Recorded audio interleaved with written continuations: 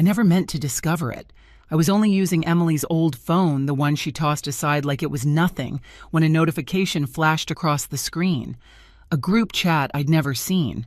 I opened it and my heart stopped. She's so pathetic. She'll always put us first, even when we treat her like trash. My mother's name, my sister's name, their words about me. I didn't cry. I didn't scream. Before I tell you what happened after that moment, tell me, where are you listening from? And honestly, what would you have done? Before that night, my life looked calm from the outside. Quiet streets, a small house in the suburbs, a family that smiled in pictures but never in the same room. I used to think that was normal. I used to convince myself everyone's home felt like walking on eggshells. I grew up learning how to stay small. My mother liked it that way, said it made things easier. Emily, 3 years older and forever the star, filled every room the moment she walked in.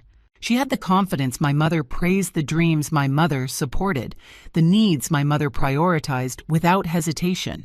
And then there was me, Valentina, the one who cooked dinner after school, who handled the bills when Mom forgot, who picked up Emily from parties because family shows up.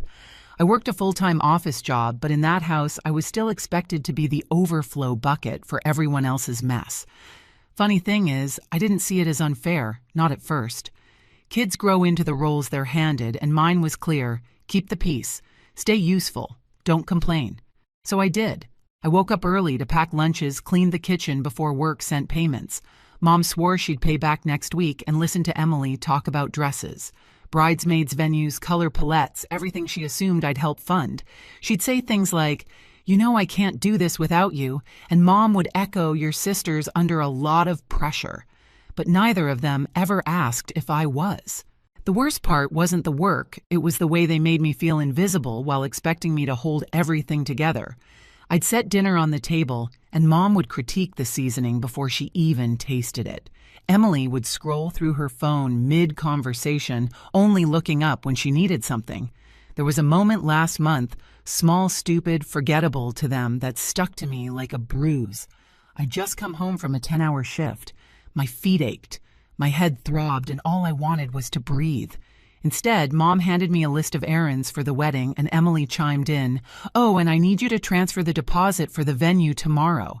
It's easier if you handle it." No, please. No, is this okay? Just expectation, obligation, a role I was born into but never chose.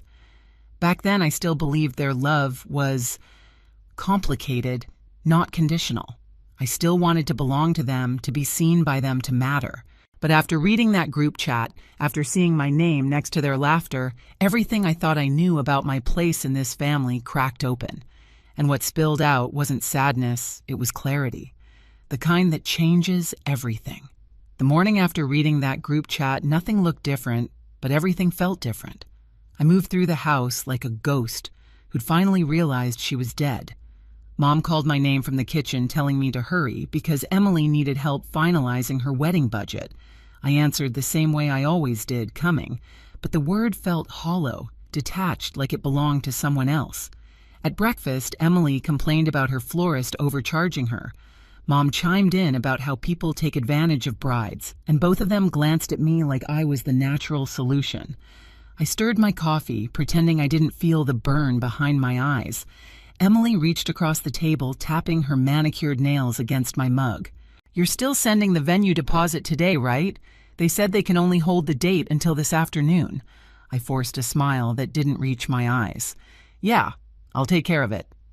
She nodded, satisfied, never noticing the way my fingers tightened around the handle. The rest of the week was a blur of silent realizations. I watched them more closely than ever, like I was seeing a play I'd memorized, but never understood. Emily left her laundry on the couch, knowing I'd fold it. Mom asked for just a little help with her bills again. They expected, assumed, took, and each time their words from the group chat echoed in my mind like a slap. She's so pathetic. She'll always put us first, even when we treat her like trash. They weren't venting. They weren't joking. They believed it. That was the part that hollowed me out. That Friday, I sat alone in my room after work, staring at my own reflection in the darkened window. The girl who looked back wasn't pathetic. She was tired, yes, hurt. But there was something simmering behind her eyes, something sharp, awake, alive. a spark of someone who had finally seen the truth. And then came the moment everything tipped. Emily barged into my room without knocking her phone in hand. The venue's calling again. They still don't have the payment. Did you even send it? I blinked slowly. I thought I did. She scoffed. Well, clearly you didn't. Can you do it now? Mom already told them you're handling it. That last sentence Mom already told them hit differently this time. It wasn't a request. It was an order arranged on my behalf without my consent, like always. In the hallway, I could hear Mom on the phone telling someone Valentina will take care of it. She always does. Always. Something inside me slid into place. Something final. I stood from the bed and Emily paused, sensing a shift. My voice was calm, steady in a way that surprised even me. I'll look into it. Emily narrowed her eyes. Can you be serious for once? This is my wedding. There it was again, that assumption that my life existed to cushion hers. But instead of reacting, I smiled. A small, careful smile that hid everything I knew. I said, I'll take care of it. And she left satisfied. She had no idea what was coming, because in that moment I made a decision quiet, sharp, and irreversible. If they thought I'd always put them first, if they thought I'd keep carrying the weight they dumped on me, then I'd let them believe exactly that. Just long enough for me to finally walk away. From the outside, nothing changed. I still woke before sunrise, still brewed coffee for 3, still packed my lunch in the same old container I'd used since high school. But inside, something had shifted quiet and irreversible. I became an observer in my own home. Every demand, every sigh, every Valentina, can you, registered differently now. Not as responsibility, as evidence. Mom called me into the living room one evening, waving a stack of bills she hadn't bothered opening. Sort these out for me, sweetheart. I'm exhausted. I took them, but this time I didn't feel guilt. I felt distance. The kind that grows when you've finally seen someone without the mask they wear. Emily drifted in, plopping down beside Mom with a dramatic groan. The bakery wants the cake payment by next week. You'll handle that too, right? I nodded the way I always did, the perfect helper, the reliable buffer. But while they talked, I slipped my phone into my lap, checking the new bank account I'd opened that morning. My entire savings, years of skipped lunches, overtime shifts, holidays spent working instead of resting was already transferred. Safe. Finally, mine. That night, while Emily showered and Mom watched TV, I quietly pulled a small suitcase from under my bed. I folded only what mattered: work clothes, a sweater I bought on sale last winter, a framed photo taken before my family learned how to turn my worth into currency. Then I slid the suitcase back into the closet. Neither of them noticed.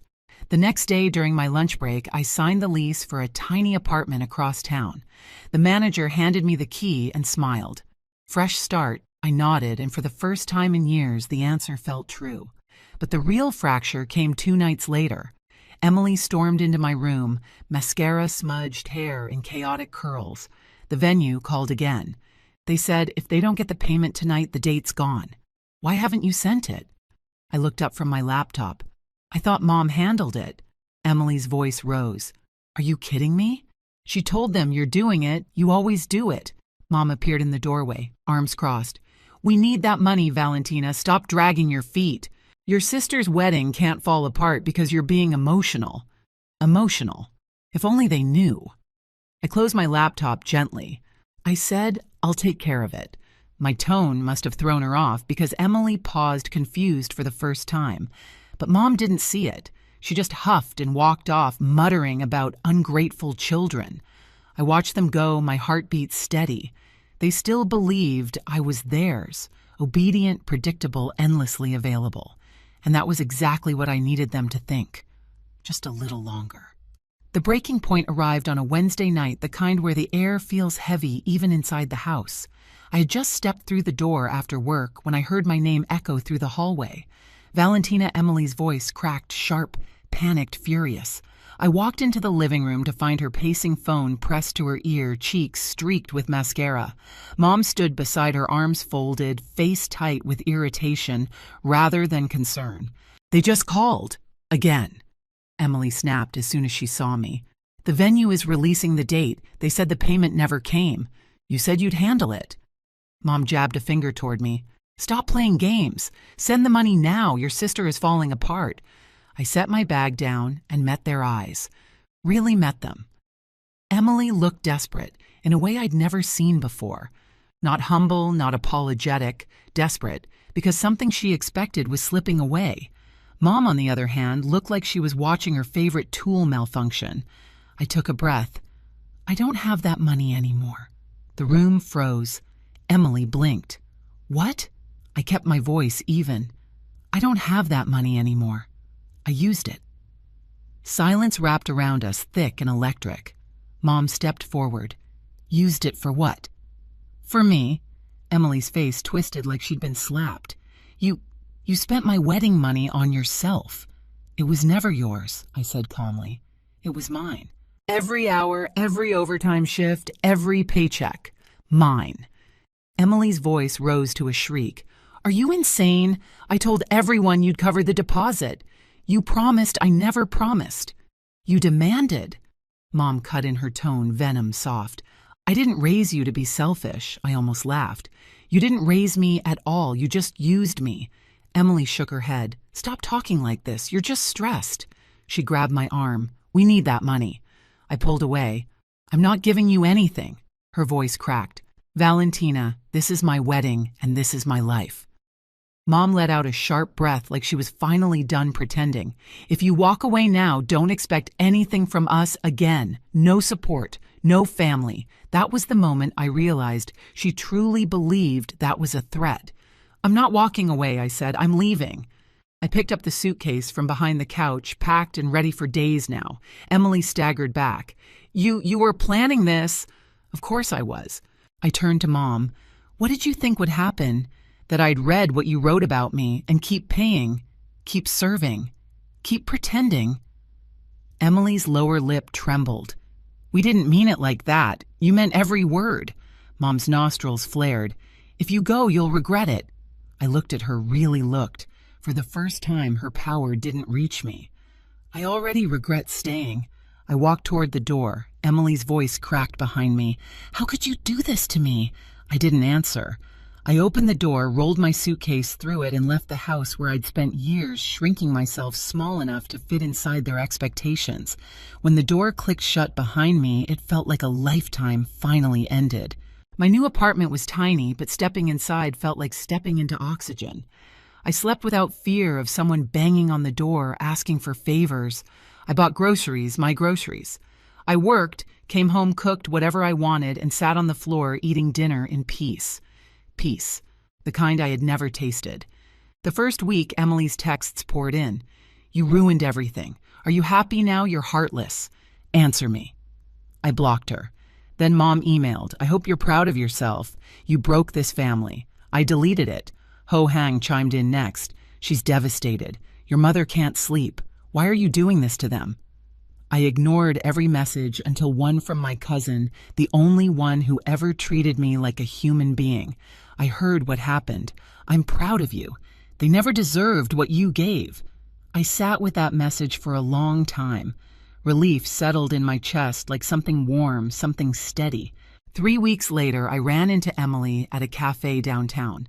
She looked smaller somehow, eyes dull, posture slouched like she'd been existing in borrowed strength, and finally ran out. Her eyes widened when she saw me. Valentina. Can we talk? Her voice was so soft it almost didn't sound like her. For a split second, old habits tugged at me, the instinct to fix, to comfort, to step in. But those instincts belonged to the girl they called pathetic. I wasn't her anymore. I walked right past her, ordered my coffee, and left. When I glanced back through the window, she was still standing in the same spot, tears gathering, waiting for a version of me that no longer existed. The final confrontation came 4 days later, a hard, relentless knock on my apartment door. I knew that knock. I opened it just enough to see her mom arms crossed expression carved from stone. You look well, she said, but her eyes were full of accusation, not pride. What do you want? I asked. Let me in. No. Her jaw tightened. We need to talk. Then talk. Right there in the hallway, she tried every tactic she'd ever used. Guilt, anger, nostalgia, cold logic. But none of it reached me anymore. You owe us, she said finally. After everything we've done for you." I shook my head. "You didn't do things for me. You took from me. And now I'm done." Her face crumpled, not with sadness, but with the realization she no longer had control. I stepped back and closed the door. This time, the silence on the other side felt like victory. In the weeks that followed, something unexpected happened. Nothing. No more knocks on my door. No more guilt-laced messages. The silence that used to terrify me now felt like a blanket I'd never been allowed to touch. Word eventually reached me through the few relatives I hadn't blocked. Emily's wedding had fallen apart. The venue gave her date away, the vendors pulled out, and the stress cracked whatever confidence she'd always worn like armor. Mom, without me to manage her bills and crises, was drowning in responsibilities she used to toss onto my shoulders without a second thought. Meanwhile, my life felt lighter. I woke up without dread. I bought groceries without calculating who else needed something. I laughed with coworkers who liked me simply because I showed up and cared. I learned what quiet looked like when it wasn't filled with obligation. For the first time, my future felt like something I got to choose, not something assigned to me. And the more distance I had from them, the clearer it became. Losing them wasn't a tragedy. It was freedom. A month later, I saw them again, Mom and Emily sitting in a quiet cafe near downtown. They looked nothing like the women who once towered over my life. Emily's shoulders were slumped, eyes tired. Mom stared into her cup like it held the answer to everything she'd lost.